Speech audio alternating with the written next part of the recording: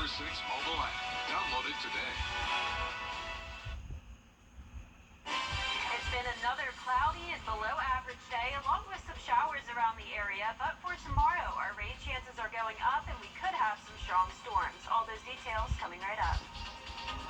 Right now on News Channel 6 at 5, amping up security in Wrightsville at Herschel Lovett Stadium.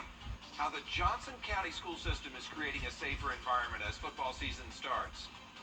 Plus, with a case count surpassing 1,000, Georgia has the 5th highest number of monkeypox patients. Details about the health department's plan to keep Georgians safe.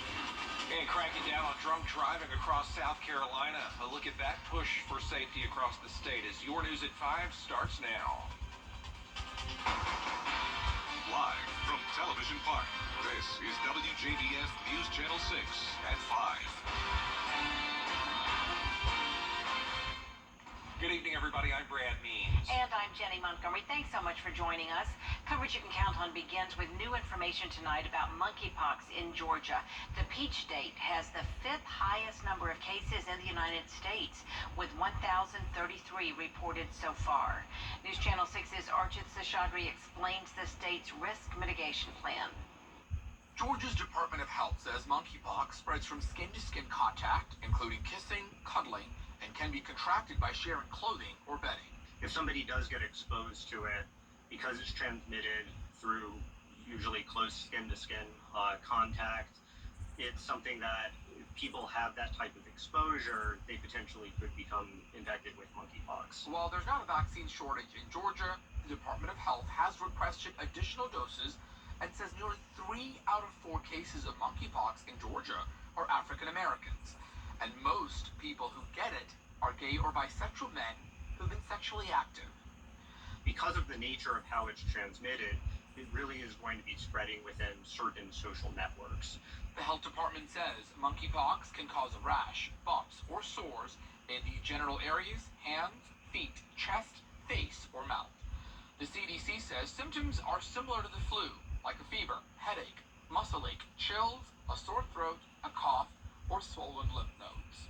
The classic presentation is the rash and the fever following later, the classic rash of these large pox lesions. It's important to note that monkeypox can still affect any individual who potentially does get exposed to it. We are trying to offer the limited supply of vaccination that we have right now in all health departments in Georgia. While some people have been hospitalized because of pain issues from sores, the Department of Health says there are no monkeypox-related deaths in Georgia.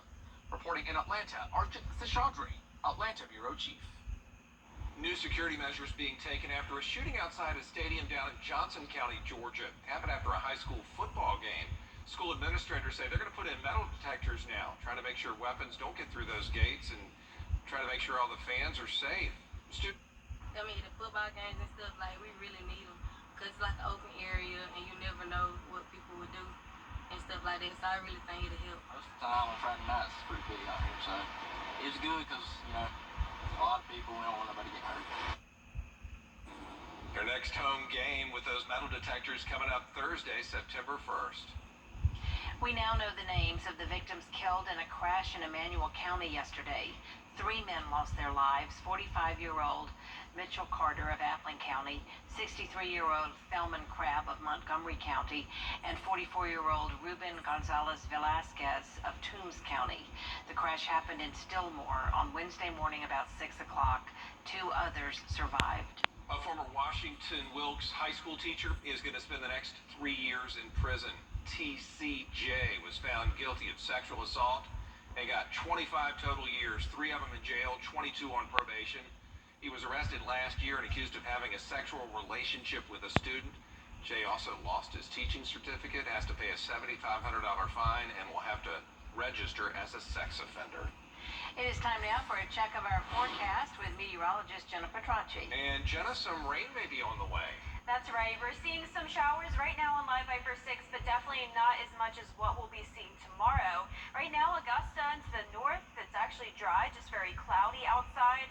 All the showers and storms are from Emmanuel County through Bamberg County. So let's take a closer look here. Just to the south of Swainsboro, we're seeing an area of heavy rain, also into Jenkins County and all the way to the east in Bamberg, all to the south of Barnwell right now, and these are tracking towards the east, so they won't be moving into any of our downtown areas. But for our Skyview network cam in downtown Swainsboro, you can see the rain in the distance. Overall, a very overcast day and evening it will be across the CSRA, keeping temperatures much cooler than they typically are for August. We're in those low 80s right now, definitely still very humid outside, making it feel a little bit warmer than that. Believe it or not, it is 9 degrees warmer in Augusta than it was 24 hours ago. However, our southern counties where they're dealing with those showers right now are a few degrees cooler than yesterday. This is all thanks to the stationary front along with a low pressure area just to the south of us. This is keeping the clouds and the rain over our area for this extended period of time. Now, as this low pressure shifts towards the north tomorrow, that'll increase our rain chances and also give us a chance of severe weather. But in the meantime, our evening is looking cloudy with the chance of rain. Depending on where you are, we'll be in those mid-70s by 9 p.m. So as I mentioned, clouds are staying in our area thanks to that stationary front. Rainy day in store tomorrow with a few strong storms possible. And as we go into next week as well, our temperatures will stay below average. I'll have all the details on your forecast coming up, but back to you. Jenna, thank you. Summer traveling has slowed, but the 100 deadliest days of summer, that period between Memorial Day and Labor Day, isn't over just yet. That's why the South Carolina Highway Patrol is making a point to stop drunk drivers. Motorists can expect a heavier trooper presence on the road from now to Labor Day. State police hope to reduce the number of traffic deaths, but say the real key to change is in drivers' hands.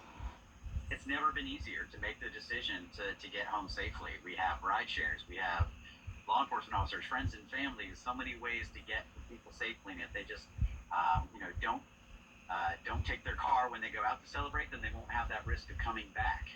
It's really such an easy thing to prevent when you think about it. If you are caught drunk driving, you'll be hit with at least a $400 fine and could find yourself in jail. Plans for a Miracle League field at Riverview Park in North Augusta are moving forward. It's an effort spearheaded by the Wrecking Crew, a nonprofit group that wants to bring a baseball field to the area, accessible for those with disabilities, similar to the one in Augusta. Right now, they're going to have to get a land survey and nail down a projected cost, including the materials they'll need. The good news is some of the things are already there.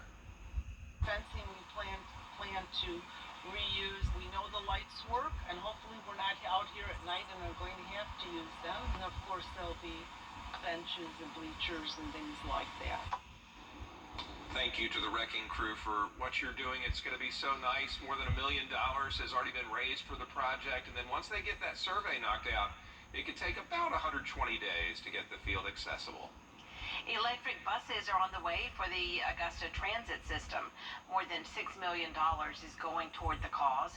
According to Deputy Director Oliver Page, Augusta Transit applied for a grant in May, and the arrival of the buses is much anticipated. The 5 electric buses that these funds are for, these 5 buses have replaced diesel buses which have currently exceeded their useful life. No word on when these buses will actually join the fleet. There's still time to get some free food today. Golden Harvest Food Bank is going to give away produce from 5:30 until 7:30 tonight. So starting in just a few minutes, going till 7:30 in the parking lot of the Faith Food Factory location. That's on Commerce Drive.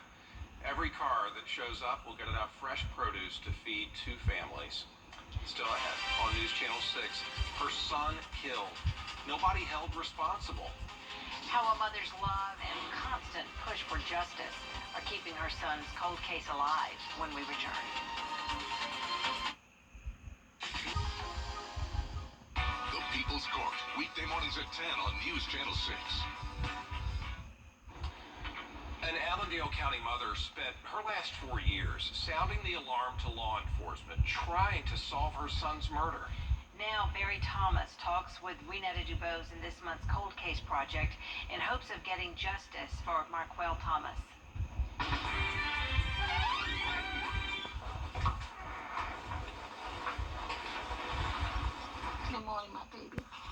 Thomas does this every day. Mommy loves you too. She talks to her son, Marquel, and she talks to God. Bring forth the charges we need right now, Lord God Jesus. All in the room, she's kept exactly how he left it. Mommy, baby. Always. Marquel was shot and killed at their Aiken Avenue South home in Fairfax, South Carolina, back in April of 2018. He was like my little brother. Until he got older, he was more like he was mine. Crystal Isham, just a kid herself when her godson was born. She'd remind him of that smile on his birthdays, December 6th, and now cherishes the young man she describes as humble and smart. And his mom says he was quite the athlete, too, with the trophies to prove it. He played baseball, football, and basketball. Armed with a diploma from Allendale Fairfax High School, Thomas stayed home and worked for the manufacturing company at Core 4-Star Industries, a job his parents hoped would keep him safe. And outside of his job, she leaned on her work as a correctional officer, showing her sons what it means to be locked up.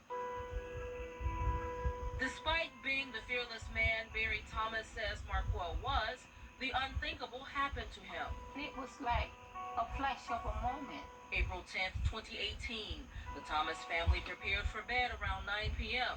But Marquel, who lived with his parents, went outside to his car. They said, okay, Mom, I'm coming right back in. I said, okay, Marquel. And it was about maybe 2 minutes. And I knew, as Mom, I knew someone just shot him. The incident report states the 22-year-old knocked on his parents' bedroom window after being gunned down.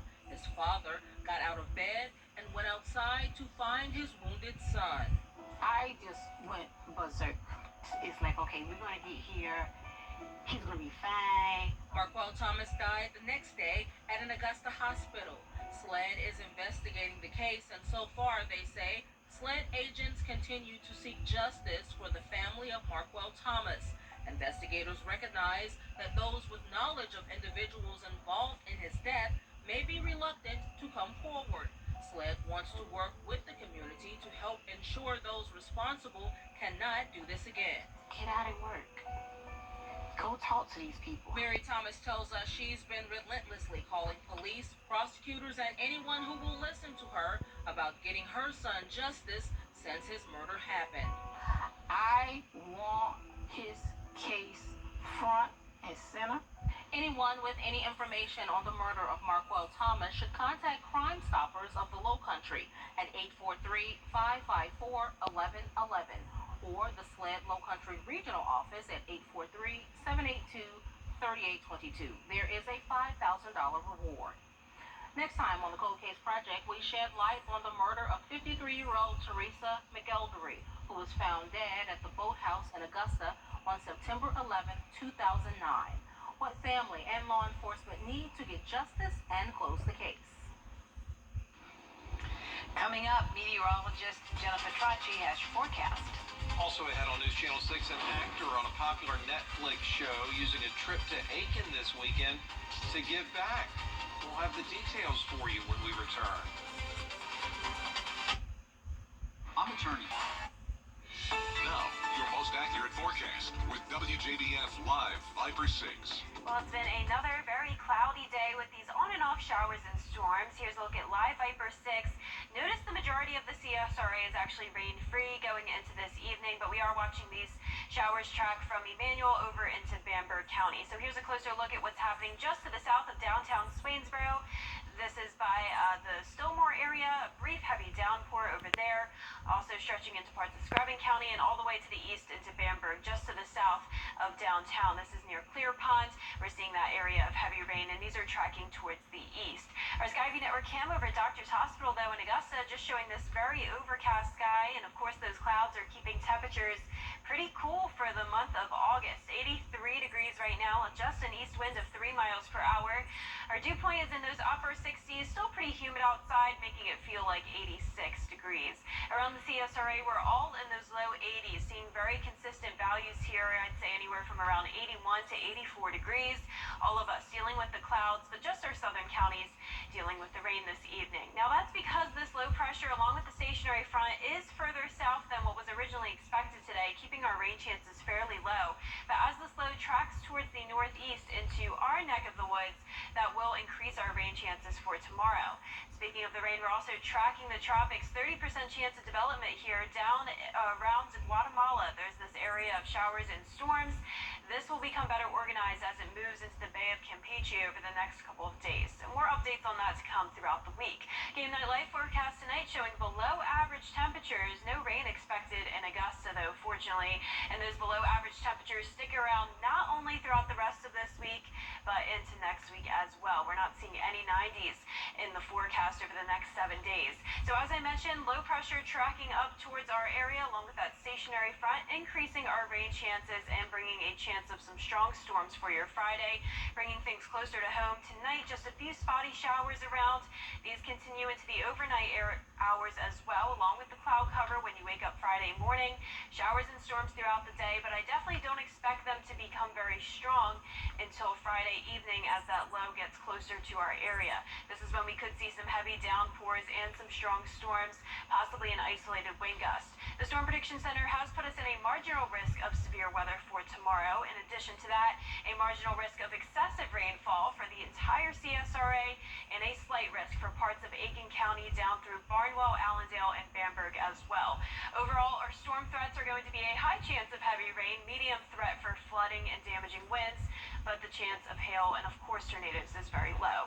Lows tonight will be in the upper 60s under cloudy skies, and for tomorrow, back into those low 80s, around 10 degrees. Below our average for this time of the year.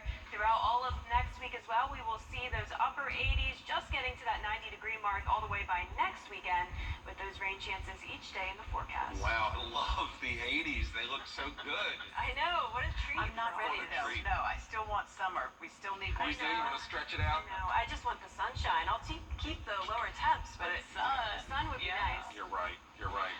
Well, an actor on Stranger Things recently made local headlines when he wore a vintage t-shirt from South Aiken High School on the show.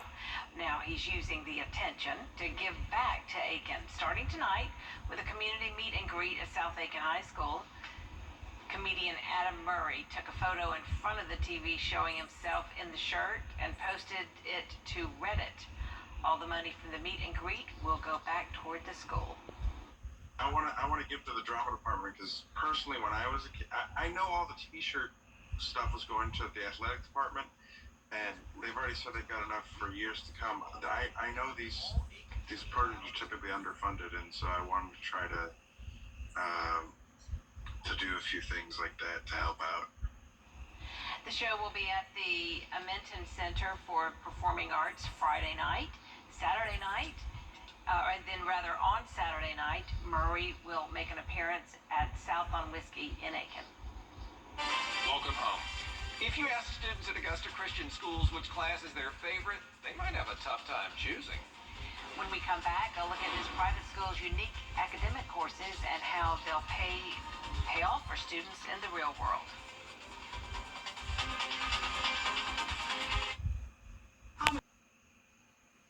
Happening tonight, it is the first game night live of the season, a matchup featuring Ridge Spring Minetta at Augusta Christian. Join us on MeTV at 7:30. You can also watch the game on WJBF.com. Each week, we take a closer look at the schools featured on our Game Night Live Game of the Week. Tonight, a look at some of the unique courses that students at Augusta Christian can take. Here's News Channel 6's Brandon Dawson. Augusta Christian Schools has been around since 1958. Since then, they've partnered with families to help guide students through their academic careers. Our mission statement here at Augusta Christian is to prepare students to serve Jesus Christ as Lord, partnering with family and church, instilling high standards spiritually, academically, socially, and physically. Augusta Christian Schools tries to differentiate itself from other private schools by bringing in exciting new programs. You want to always look at what's going on in the world, in business, in the colleges today, and you want to make sure that you're preparing these students with what they will need to be successful as they move forward. We stopped by the school to see some of their programs. The first was in their healthcare science lab. We have intro to healthcare, essentials of healthcare, which is like an anatomy class. We have sports medicine, and we also have the patient care fundamentals, which is a CNA class. So when students go through the whole program and they finish the CNA class, they are certified nursing assistants. Another special program the school offers is sign language. The state of Georgia now recognizes American Sign Language as a foreign language credit. It's incredibly important because deaf people often are not communicated with both for the gospel and for academia and for work. And so for the students to just know the language and know the culture, now deaf have an opportunity to be accommodated and to really get involved in their community. The school's Christian JROTC program has been around for a few years and is still growing. As a growing program, we're trying to inspire kids to be leaders, not only among their peers, but in the community as well. We teach military history, focus on civics, leadership, and do labs with the students that'll help build those skills and traits so that we can build the future leaders of tomorrow. With all of the exciting programs, it's clear Augusta Christian Schools cares about the students and their future. We want them to have been successfully in their academics so that if they want to go to the college of their choice, they'll be able to go to whatever college they want. If they want to join the military, if they want to go into a trade, whatever they want to do, we just want to make sure that they are prepared to do that. Brandon Dawson, WJBF News Channel 6. We're back at 6, but there is much more coverage you can count on at 5:30. Dee Griffin's here now with a look at what's to come. Thanks so much, Brad and Jenny. The CDC director reveals a major shakeup at the country's top public health agency. Plus, a Florida judge issues a ruling on whether we could see redacted version of the affidavit that was used to search the former President Trump's home.